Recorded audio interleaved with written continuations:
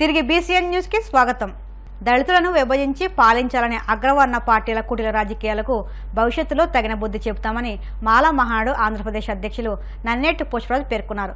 భారత్ బంద్లో భాగంగా పశ్చిమ గోదావరి జిల్లా భీమవరం అంబేద్కర్ విగ్రహం వద్ద ఎస్సీ వర్గీకరణ సుప్రీంకోర్టు ఇచ్చిన తీర్పును వ్యతిరేకిస్తూ మోకాళ్లపై నడుస్తూ అర్ధనగ్న ప్రదర్శన నిర్వహించారు. అనంతరం పుష్పరాజ్ మాట్లాడుతూ రాజ్యాంగం ప్రకారం వర్గీకరణ చెల్లుబాటు కాదని ప్రధాని మోదీ, ఏపీ సీఎం చంద్రబాబు ఒకే సామాజిక వర్గానికి కొమ్ము కాస్తున్నారని హెచ్చరించారు.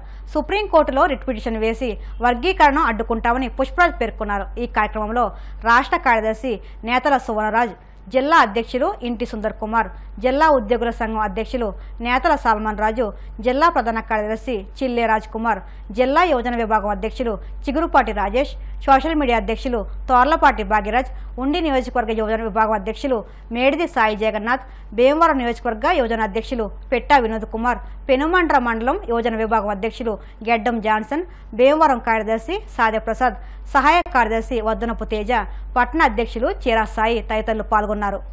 ఈరోజు పశ్చిమ గోదావరి భీమవరంలో అంబేద్కర్ చౌక్ వద్ద నిరసన తెలియజేస్తున్నాం. ఎందుకంటే ఆగస్టు 1వ తేదీన సుప్రీంకోర్టు వర్గీకరణ చెల్లుబాటు అవుతుందని, ప్రతి రాష్ట్రంలో మనం వర్గీకరణ చేసుకోవచ్చని సుప్రీంకోర్టు తీర్పు ఇవ్వడం, దానికి వ్యతిరేకంగా ఈరోజు మేము అర్ధనగ్న ప్రదర్శన చేస్తూ మోకాళ్ళ మీద నడవడం జరిగింది. ఈ దేశంలో మాలల మాదిగలు విడదీయాలని కుయత్త చేస్తున్న ఈ జనతా పార్టీ ఏదైతే ఉందో బీజేపీ పార్టీకి ఒకటే చెప్తున్నాం, మరి మమ్మల్ని విడదీయాలని చెప్పేసి మీ యొక్క సంతోషంతో ఏం చేస్తున్నారో మాకు తెలియట్లేదు. కానీ ఆర్టికల్ 341 ప్రకారం వర్గీకరణ చేయకూడదని సుప్రీంకోర్టులో ఆల్రెడీ తెలుసున్న విషయం అందరికీ తెలిసిందే. ఈ సుప్రీంకోర్టులో ఒక న్యాయవాదికి, ఒక ప్రధాన న్యాయమూర్తికి కేంద్ర ప్రభుత్వంలో ఒక గవర్నర్ పదవి ఇవ్వాలనే ఉద్దేశంతో ఈరోజు దళితులను విభజించి పాలించాలని మీరు చేస్తున్న కుయ్యత్తులకి ఒకటే చెప్తున్నాం. రానున్న రోజుల్లో ఈ సుప్రీంకోర్టులో మేము కూడా మాల మహానాడు తరఫున మేము రిట్ పిటిషన్ వేస్తున్నాం. ఎట్టి పరిస్థితుల్లో కూడా వర్గీకరణ చేస్తే చూస్తూ ఊరుకునేది లేదు. ఇవాళ దేశవ్యాప్తంగా చేస్తున్న నిరసన ఇంకా రాష్ట్రాల్లో ఇంకా కూడా జనంతో కూడా రోడ్డు మీదకి వచ్చే పరిస్థితులు ఉన్నాయి. రానున్న రోజుల్లో ఈ యొక్క ఉద్యమాన్ని ఉధృతం చేస్తాం. ఇప్పటికైనా సరే కేంద్ర ప్రభుత్వాలు సుప్రీంకోర్టు వెనక తగ్గి దళితులందరూ ఐక్యతగా ఉండేలాగా మీరు విభజించి పాలించే కార్యక్రమం మానేసి దళితులందరూ ఐక్యతగా ఉండాలనే ఒక నినాదాన్ని మీరు తీసుకురావాలి.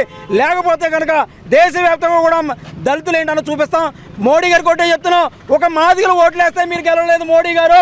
బీజేపీలో ఉన్న నాయకులు ప్రతి ఒక్కరు చెప్తున్నాం, అన్ని కులాలు వాళ్ళు ఓట్లు వేస్తేనే ఈరోజు మీరు ప్రధానమంత్రి అయ్యారు. మీరు ఒక కుల నాయకుడా, పార్టీ నాయకుడా, దేశానికి ప్రధాన మంత్రి అయ్యండి. మీరు ఈ రకంగా చేయడం మంచి పద్ధతి కాదు. సుప్రీంకోర్టు తీర్పులో కూడా మేము చెప్తున్నాం, ఆర్టికల్ 341 ఏం చెప్తుందంటే ఆ దళితులందరూ కూడా కలిసిమెలిసి ఉండాలి అని చెప్పేసి అన్న తప్ప వర్గీకరణ చేసుకోవాలని ఎక్కడా కూడా లేదు. మరి ప్రధాన న్యాయమూర్తులు మేము చెప్పినంత రోజులు కాదు, కానీ ప్రధాన న్యాయమూర్తులు కూడా ఆలోచించాలి. చట్టాల మీద మాకు అపారమైన నమ్మకం ఉంది. మరి చట్టాల మీద నమ్మకం ఉన్నప్పుడు ఆ చట్టాన్ని మాకు నమ్మకం ఉండాలంటే కనుక ప్రధాన న్యాయమూర్తులు లాంటి వ్యాఖ్యలు వెనక్కి తీసుకుని ఎట్టి పరిస్థితులు సుప్రీంకోర్టులో మేము రిట్ పిటిషన్ వేస్తున్నాం. ఖచ్చితంగా ఈ వర్గీకరణ జరగదు. జరిగితే మాత్రం కనుక కేంద్ర రాష్ట్ర ప్రభుత్వాలకి తగిన బుద్ధి చెప్పడానికి మాల మహానాడు తరఫున ఎప్పుడు కూడా ముందుంటామని తెలియజేసుకుంటూ జై భీమ్ మీరు. ఎమ్మెల్సీగా బొత్స సత్యనారాయణ ప్రమాణ స్వీకారం చేశారు. అనంతరం వైసీపీ అధినేత జగన్ను కలిశారు. ఈ సందర్భంగా బొత్స మాట్లాడుతూ రాష్ట్రంలో ప్రతిపక్ష నేతలపై పెడుతున్న కేసులపై ఆయన కీలక వ్యాఖ్యలు చేశారు. తాము ఎలాంటి కేసులు ఎదుర్కోవడానికైనా సిద్ధంగా ఉన్నామన్నారు. కేసుల విచారణకు తాము భయపడమని చెప్పారు. తప్పు చేస్తే శిక్ష తప్పదని, కానీ అమాయకులపై కేసులు పెట్టడం సరికాదని బొత్స సూచించారు. ప్రభుత్వం తమది కాదని, తాము వద్దన్న విచారణ చేయడం మానరన్నారు. తాను రెడీ కాదని చెబితే విచారణ చేయించడం మానేస్తారంటూ ఆయన ప్రశ్నించారు. చట్ట ప్రకారం కాకుండా కక్ష సాధింపులకు పాల్పడితే ఇదే రోజు మళ్లీ వస్తుందని కూటమి నాయకులు గుర్తు పెట్టుకోవాలని ఎమ్మెల్సీ బొత్స వ్యాఖ్యానించారు. ముఖ్యంగా ఈ బాధ్యత నా మీద పెట్టిన ఇది శాసనమండలి సభ్యుడిగా ఉండాలని నిర్ణయించిన పార్టీ అధ్యక్షులు జగన్మోహన్ రెడ్డి గారికి, మరి వారితో పాటు ఇక్కడున్న పెద్దలందరికీ కూడా మళ్లీ ఒకసారి నేను మనస్ఫూర్తిగా వాళ్ళకి కృతజ్ఞతలు తెలియజేస్తూ, తప్పకుండా వారి మనసులో ఏముందో, వాళ్ళు ఏదైతే కోరుకుని కార్యక్రమం చేయాలని కోరారో దాని అంతటినీ కూడా మరి నేను నిర్వర్తిస్తానని చెప్పి చేస్తానని చెప్పి మనస్ఫూర్తిగా వాళ్ళకి మాటిస్తున్నాను. ఈ నేపథ్యంలో అసెంబ్లీకి రాలేదు, అసెంబ్లీకి వచ్చారా, మండలిలో వచ్చారా లేదా ఇది సమస్య కాదు. ఏదైతే ప్రజల తరఫున మా పార్టీ బాధ్యతాయుతంగా ఈ అంశాలు అయితే ప్రజలకి దానివల్ల మంచి జరిగి మేలు జరుగుతుందో, ఏదైతే ప్రభుత్వాలు వచ్చి ప్రజలకు ఇచ్చిన మాటలు వాగ్దానాలు ఉన్నాయో అవి నెరవేర్చాలనేది తప్పకుండా నెరవేర్చి ప్రజలకు మేలు జరగాలనేది మా తాలూకు అభిప్రాయం. ఎవరి మీద బురదల్లాలని, ఎవరి మీద రాయిస్తాలని, అది చూసి ఆనందించాలనేది మా అభ్యంతరం కాదు.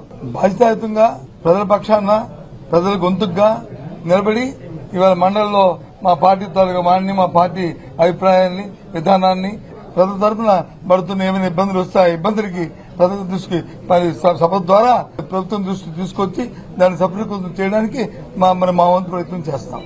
ఆ ఉద్దేశంతో చేశారనేది నా అభిప్రాయం కాదు. కానీ జిల్లాలో ఉన్న ప్రజాప్రతినిధులు అన్ని పక్షాలు అందరూ కూడా ఏకగ్రీవంగా జిల్లా అభివృద్ధి కోసం చేయాలన్న ఆలోచన అనేది నేనైతే ఒక సదుద్దేశంతో తీసుకున్నాను. ఆ ప్రకారమే రాబోయే కాలంలో కూడా విశాఖపట్నం జిల్లా పూర్తిగా అలాగే మా ఉత్తరాంధ్ర ప్రాంతం పూర్తిగా ఒకే మాట మీద మరి అభివృద్ధి చెందాలి రాజకీయాలకు అతీతంగా అనేది ఈ ఎన్నిక ద్వారా నేను కోరుకుంటున్నాను. దీనికి వెళ్ళాము రాష్ట్రంలో జరుగుతున్న శాంతి భద్రతను వెళ్ళాము, జరుగుతున్న దౌర్జన్యాలు దమనకాండల మీద వెళ్ళాము. అంతేగాని మిగతా విషయాలు మేము మాట్లాడలేదు. అక్కడ మేము మాట్లాడామని చెప్పండి. నాకు తెలియదు. మీకు అనిపించిందా? మేము వెళ్ళింది, మా పెద్దలందరూ వెళ్ళింది, మా నాయకుడు వెళ్ళింది, అందరూ కలిసి వెళ్ళింది. జరుగుతున్న దౌర్జన్యాల మీద, జరుగుతున్న హత్యల మీద, జరుగుతున్న దానకాండల మీద దాని మీద వెళ్ళాం. అది ఎప్పుడు కూడా ఇంతకుముందు రాజకీయాల్లో జరగలేదు. ఈ రాష్ట్రంలో ఎన్నికలైన తర్వాత జరగలేదు కాబట్టి దాన్ని ఆపాలేదన్నాం. దానికోసం వెళ్ళాం. దాన్ని ఎత్తి మొత్తం దేశం దృష్టికి తీసుకెళ్ళడానికి వెళ్ళాము. అది సఫలీకృతం అయ్యాము. కేసులు పెడుతున్నారు, అధికారుల పెడుతున్నారు, లేదా మా అమ్మాయి పెడుతున్నారు, లేదా తీర్మానం పెడుతున్నారు అనే దానికి నేను దానికి పోను. తప్పు చేసిన వాడు శిక్ష అనుభవించవలసిందే. నేను దానికి వ్యతిరేకం కాదు. ఎప్పుడు తప్పు చేయని వాడిని కానీ తప్పు చేసినట్టుగా నిరూపించి వాడిని చేయగలని వస్తే జరిగే పరిణామాలు ఉత్తిపోదు. రేపు మళ్లీ ఇదే రోజులు వస్తుంటాయి. అది గుర్తుంచుకుని ఏ పని చేస్తే పర్వాలే. ఇంకోటి కూడా మర్చిపోయారు. ఏదో 4-5 రాస్తున్నారు. ఇంకా ఇది కూడా ఇచ్చాం. దాని పేరు ఏం పేరు ఇంటరాక్టివ్ ప్యానల్స్ కూడా రిపీట్ ఆర్డర్ ఇచ్చాం. మర్చిపోయారు మీరు ఐఎఫ్టీలు. అది ఎందుకు రాయట్లేదు మరి నాకు తెలియదు. కానీ అది కూడా ఇచ్చాం. అది కూడా ఏవైనా సరే ప్రభుత్వం మాది కాదు, మేము కాదు. మేము వద్దన్నా ఎంక్వైరీలు మానరు, మేము చేయమన్నా చేయరు. ఏదైనా సరే చేసుకుని తప్పు చేస్తే తప్పు జరుగుతుంది. దానికి నేను రెడీ కాదంటాను. బాబు మానేస్తావా? బాబు అని గిడ్డం పడుకుని మానేస్తావా? లేదు చెయ్యి అంటాను, చేస్తావా? కాదు కదా. ఎందుకు అవన్నీ? ఎవరి మీదైనా సరే నేను చెప్తున్నా, నా మీద కానీ ఎవరి మీదైనా సరే నీకు అంటుందంటే నేను వద్దండి మానేస్తాను. ప్రభుత్వం మాది కాదు, ప్రభుత్వం ఉంది, చేయమండి, తప్పేముంది. శ్రీకాకుళం జిల్లా కోటబొమ్మాలి మండలం పొడుగుపాడు గ్రామ సమీపంలోని జాతీయ రహదారిపై సాయంత్రం ఓ కారు అదుపు తప్పి బోల్తా పడింది. ఈ ప్రమాదంలో ఎవరికి ఎటువంటి హాని జరగకపోవడంతో అంతా ఊపిరి పీల్చుకున్నారు. సమాచారం అందిన వెంటనే 1033 నేషనల్ హైవే సిబ్బంది ఘటనా స్థలానికి చేరుకుని క్రేన్ సహాయంతో వాహనాన్ని సురక్షిత ప్రాంతానికి తరలించారు. అనంతపురం జిల్లా హిందూపురం మండలం సంతేబిదనుల్లో కసాయి తల్లి అప్పుడే పుట్టిన పసికందును ముళ్లపొదల్లో పడేశారు. ముళ్లపొదల్లో శిశువును గుర్తించిన స్థానికులు పోలీసులకు సమాచారం అందించారు. నవమాసాలు మోసి కనిపించిన బిడ్డను ముళ్లపొదల్లో వేసిన కసాయి తల్లిపై స్థానికులు ఆగ్రహం వ్యక్తం చేస్తున్నారు. రోడ్లు ఫ్లైఓవర్లపై ప్రయాణించేటప్పుడు అంబులెన్స్ల తర్వాత అత్యవసర వాహనాలకు దారి ఇవ్వడం తప్పనిసరి. అదేవిధంగా బెంగళూరు ఫ్లైఓవర్పై సైరన్తో అత్యవసరంగా వస్తున్న అంబులెన్స్కు దారి ఇవ్వడానికి కారు ప్రయత్నించి బోల్తా కొట్టిన ఘటన సోమవారం చోటు చేసుకుంది. బెంగళూరులోని ఉద్యాన నగరిలో అత్యంత పొడవైన ఫ్లైఓవర్ అయిన ఎలక్ట్రానిక్ సిటీ ఫ్లైఓవర్పై ఈ ప్రమాదం జరిగింది. సైరన్తో వెనక నుంచి అంబులెన్స్ వేగంగా వస్తుంది. అదే సమయంలో అంబులెన్స్కు దారి ఇవ్వాలనుకున్న ఓ డ్రైవర్ కారును కాస్త ఎడమవైపు తిప్పాడు. అంతే కారు బోల్తా కొట్టింది. ఈ ఘటన మొత్తాన్ని కారు అంబులెన్స్ కంటే ముందున్న కారు నుంచి వీడియోలో చిత్రీకరించారు. ఈ వీడియో సోషల్ మీడియాలో వైరల్గా మారింది. వార్తలు ముగించే ముందు ముఖ్యాంశాలు మరొక్కసారి. వైసీపీ హయాంలో ప్రాజెక్టులు నిర్లక్ష్యం చేశారన్న మంత్రి ఆనం. ఇరిగేషన్పై మాజీ సీఎం జగన్కు చిత్తశుద్ధి లేదంటూ వ్యాఖ్య.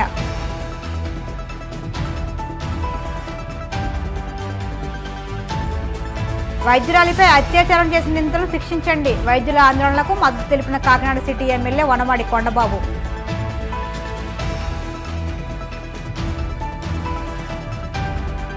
దళితులను విభజించి పాలించాలనుకుంటే సహించేది లేదు. రాబోయే ఎన్నికల్లో తగిన గుణపాఠం చెబుతామన్న మాల మహానాడు నాయకుడు పుష్పరాజ్.